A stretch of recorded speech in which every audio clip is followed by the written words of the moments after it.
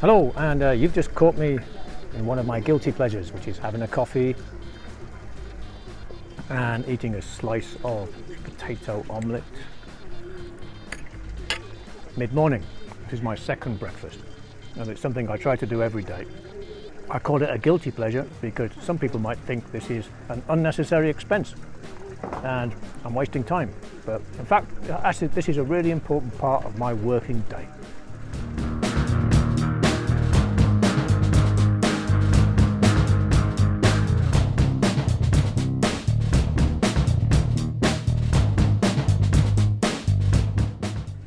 Hello, and here is this week's question. Do you make ends meet every month?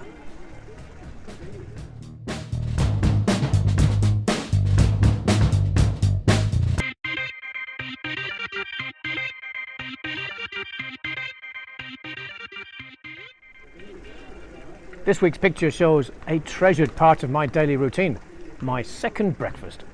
Whenever I have a break between classes and other work mid-morning, I try to relax and catch up with the latest news by sitting in a local bar with a cup of coffee and a slice of potato omelette. It's not a cheap habit, and when times are tough and making ends meet isn't easy, it'll be a cup of tea and a biscuit at home. But for me, this guilty pleasure is justifiable as it helps me relax, refresh my mind and refocus. I consider it an essential part of my working day, even if it adds up to between 40 and 50 euros a month.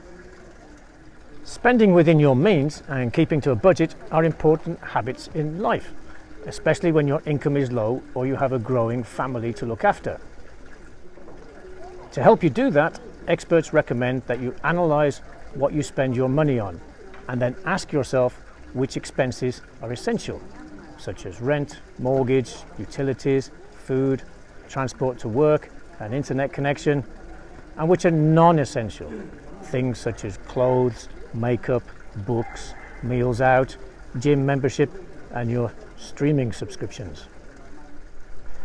Basically, what you need to survive and what you want to make survival more enjoyable. Financial advisors often recommend the 50-30-20 method to help you organise your budget. 50% for needs, 30% for wants, and 20% for savings or debt repayment. Another useful way of looking at your expenses is to divide them into three categories: ant, phantom, and vampire expenses.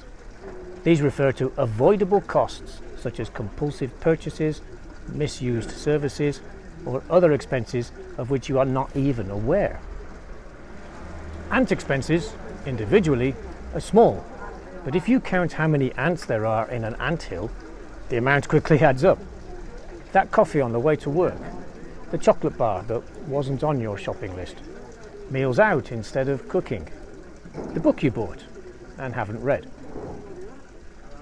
Phantom expenses are those that we incur without realising it. They are apparently unimportant, but when added together represent a considerable amount. Some typical examples are subscriptions to streaming platforms, credit card and bank fees, or the gym membership that you only use once or twice a month. Vampire expenses are more difficult to detect, but are generally when you overpay for an essential good or service. For example, an electricity or gas tariff that doesn't fit your consumer profile, a telephone bill with extra gigabytes that you don't use, or perhaps using electrical appliances incorrectly or at the wrong time of day. Out of laziness or to avoid problems, we rarely consider changing suppliers to reduce the price of the monthly bill, but a small effort could mean saving hundreds of euros a year. Rethinking our consumption habits and reducing our expenses does not necessarily mean that we have to live a monastic life of austerity. On the contrary, it can help us create a healthier budget and allow us to enjoy those guilty pleasures, such as that second breakfast, that enrich our lives while eliminating expenses that only enrich others.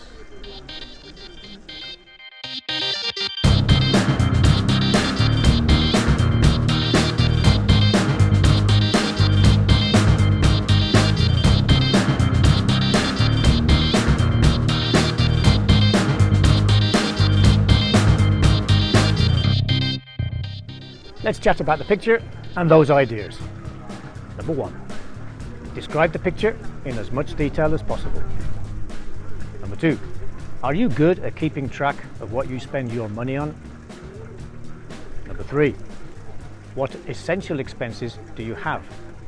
And ant, phantom and vampire expenses? Number 4. Are you able to save money every month? If so, is it more or less than 20% of your income? Number 5.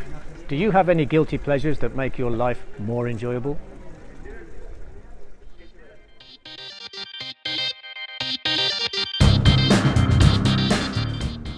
And here's an activity for you.